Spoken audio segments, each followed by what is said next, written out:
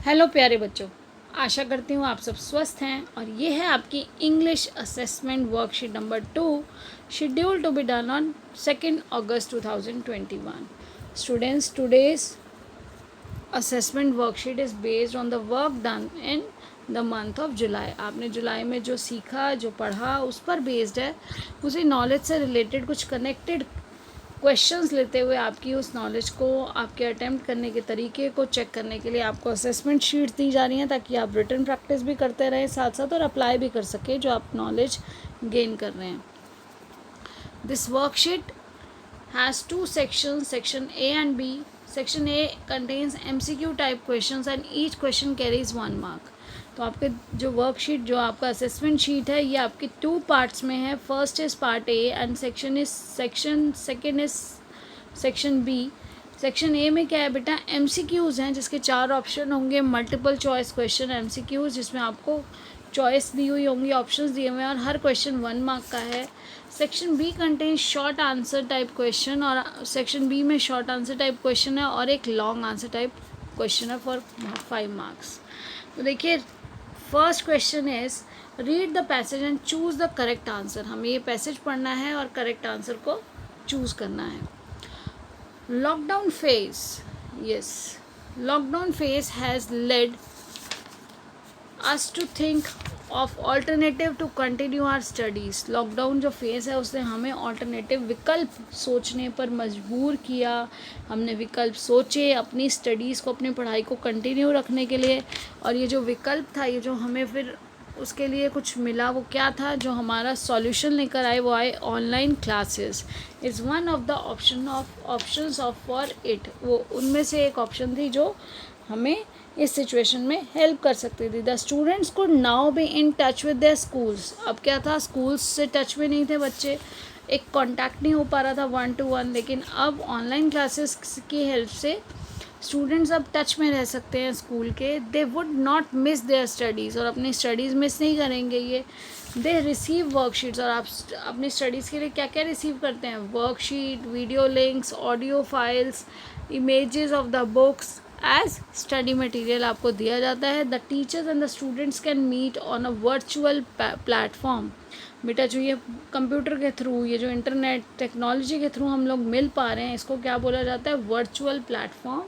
और इस पर टीचर स्टूडेंट्स सब आपस में, टीचर से, स्टूडेंट से, या स्टूडेंट्स आपस में इस पर बात कर सकते हैं, अपने कम्युनिकेशन गैप को मिनिमाइज़ कर सकते हैं। The students can interact with fellow students, अपने साथियों के साथ बात कर सकते हैं आप। एंड डिस्कस और शेयर देयर कंसर्न, और क्या अपने जो कंसर्न है, अपने बारे में बात कर अपनी जो भी आपके उस समय कंसर्न्स हैं, इम्पोर्टेंस है, जो चीज़ें आपके लिए उस समय में महत्वपूर्ण है, उसके बारे में अपने टीचर्स से वीडियो के थ्रू, टेक्स्ट के थ्रू बात कर सकते हैं। The online classes boost the confidence of the students. तो ऑनलाइन क्लासेस ने क्या किया है, बूस्ट मतलब इंक्रीज़ कर देना, कॉन्फिडेंस बढ़ा दिया स्टूडेंट्स का। Those who are not comfortable speaking share written messages to communicate। कुछ बच्चे ऐसे होते हैं जो बोलने से बेटा डरते हैं, तो वो क्या कर सकते हैं, वो रिटन मैसेज भेज सकते हैं। The students can work and study at their own pace, और बच्चे क्या कर सकते हैं, अपनी खुद की स्पीड पे स्टडी कर सकते हैं और अपनी खुद की ही स्पीड पे काम कर सकते हैं।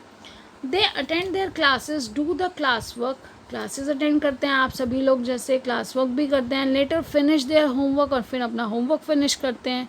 Every day they follow a normal school routine, जिस तरह से आपका स्कूल रूटीन था उस तरह से एक ये नॉर्मल स्कूल रूटीन आप फॉलो कर रहे हैं।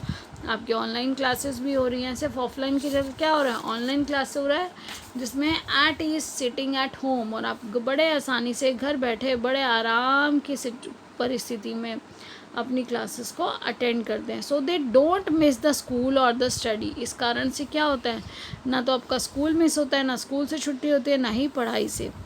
Online classes have prove to be a good option for the education system. Online class जो है हमारे लिए क्या प्रूव हुई है, एक अच्छा विकल्प साबित हुई है हमारे शैक्षिक जो हमारा सिस्टम है उसके लिए।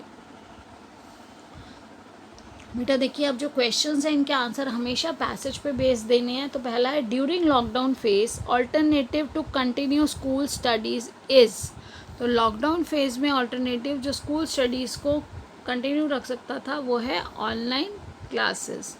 What do the students receive apart from the worksheet to not miss their studies. अब आप वर्कशीट्स के अलावा और आपको क्या मिलता है ताकि आपकी स्टडीज़ जो है वो मिस ना हो।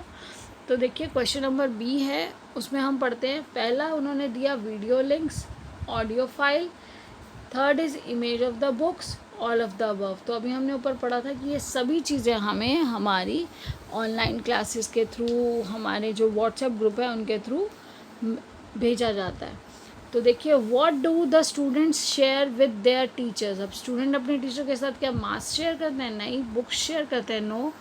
डेटा शेयर करते हैं? नहीं। कंसर्न्स, हमें पैसेज में क्या बताया गया?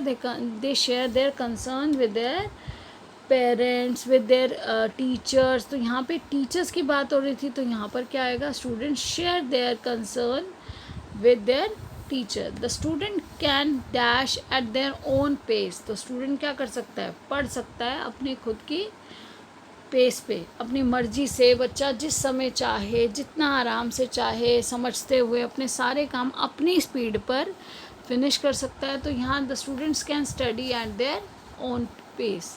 विच वर्ड इज़ द एंटोनिम, यानी कि ब्रैकेट में आपको दिया अपोजिट ऑफ बूस्ट। तो आपका कौन सा ऐसा वर्ड है इन चार ऑप्शंस में से जो बूस्ट का अपोजिट है? तो देखिए बेटा, इंक्रीज, बूस्ट मैंने अभी बताया था कि बूस्ट का मतलब भी इंक्रीज होता है, बूस्ट बढ़ाना किसी भी चीज़ को। Boost is the power of our energy. आपने आर भी देखी है ना, तो बूस्ट मीन्स इंक्रीज करना, और एनकरेज करना, सपोर्ट करना, इन सब का मतलब है बढ़ाना, और ये है घटाना। तो यहाँ एंटोनिम क्या हो जाएगा? डिक्रीज। अब देखिए नेक्स्ट क्वेश्चन है जो आपका, देखिए बेटा आपका जब अब जो सेकंड क्वेश्चन है वो क्या है? सेकंड क्वेश्चन है the schools have recently open for online classes after the summer vacation और lockdown. You have just been promoted to class 9th. Write a diary entry describing about your experience of first online class. तो आपको अपनी first online class का जो experience है वो share करना है। तो देखिए डायरी लिखते कैसे हैं, आपने लास्ट वर्कशीट्स में अभी सीखा है कि डायरी एंट्री कैसे लिखा जाता है। तो सबसे पहले आपकी जो डायरी एंट्री है उसमें आप डेट डालते हैं, डे लिखते हैं, यहाँ आपकी आ गई डेट, देन आपने डे लिखा, डे के बाद आपने लिखा टाइम, और सैल्यूटेशन में आपने सबसे पहले लिखा डियर डायरी। तो बेटा उसके बाद देखिए, today I attended the first, आज मेरी जो फर्स्ट ऑनलाइन क्लास थी मैंने आज उसे अटेंड किया। It was very good to enjoy, और बहुत अच्छा था इन्जॉय करना। Interact with teachers and friends, सब टीचर्स के साथ हम लोग मिले, बातचीत की, इंटरैक्ट किया टीचर्स के साथ, अपने फ्रेंड्स के साथ। It was full of fun, बहुत मज़ा आया। Madam took some interesting activities to like atlas, memory game and many more. Ma'am ने बहुत सारी एक्टिविटीज़ क्यों कराई? कि आपको एक लाइट मूड करने के लिए। बहुत से बच्चे स्ट्रेस में थे, बहुत परेशान थे, आप लोगों से बातचीत की।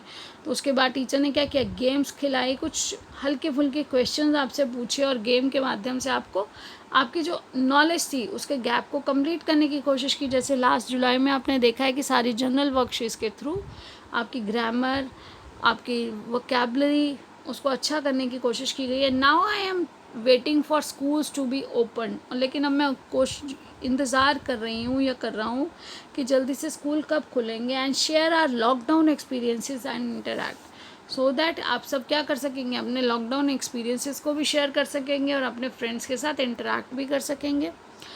नेक्स्ट देखिए, I am very happy that our teachers are putting their best efforts. मैं बहुत खुश हूँ कि टीचर्स अपने बेस्ट एफर्ट्स दे रहे हैं, and making us learn new interesting things, और हमारे नई हमें चीज़ें सिखाने में की कोशिश कर रही है इन एन अट्रैक्टिव वे, एक अच्छे अट्रैक्टिव वे में। सी यू टुमारो डायरी, दिशा और युग, या फिर आप बेटा यहाँ पर कोई भी आप नाम जो है वो डाल सकते हैं। अगर गर्ल है तो दिशा डाल दिया, बॉय है तो युग डाल दिया। आपका मैंने इसलिए डाला, ये एग्जाम्पल है, अगर आप यहाँ पर आप अपना नाम डालेंगे। तो अब देखिए बेटा नेक्स्ट क्वेश्चन जो है आपका क्वेश्चन नंबर 3। तो क्वेश्चन नंबर 3 क्या है? क्वेश्चन नंबर 3 है punctuate the following sentences using full stops, commas, capital letters, exclamatory marks, semicolon, apostrophe and question marks. तो अब आपको ये यूज़ करते हुए, पंचुएशन मार्क्स का यूज़ करते हुए यहाँ पे जो वर्ड्स है उनको अरेंज करना है। तो देखिए, yes we won the match, yes we won the cricket match. तो यहाँ पर क्या है, यहाँ पे बेटा क्रिकेट वर्ड रह गया है, तो आप यहाँ क्रिकेट लिख लीजिएगा। वी वॉन द मैच की जगह क्या आएगा, द से पहले क्रिकेट भी आएगा क्योंकि यहाँ पर क्रिकेट लिखा गया था। तो यस, यहाँ पे yes we won, yes I नहीं, yes we won the cricket match. तो यहाँ पर क्या आ जाएगा, यस के बाद एक्सक्लेमेटरी मार्क आएगा और उसके बाद आपका आएगा फुल सेंटेंस, देन लास्ट में full stop. Now next is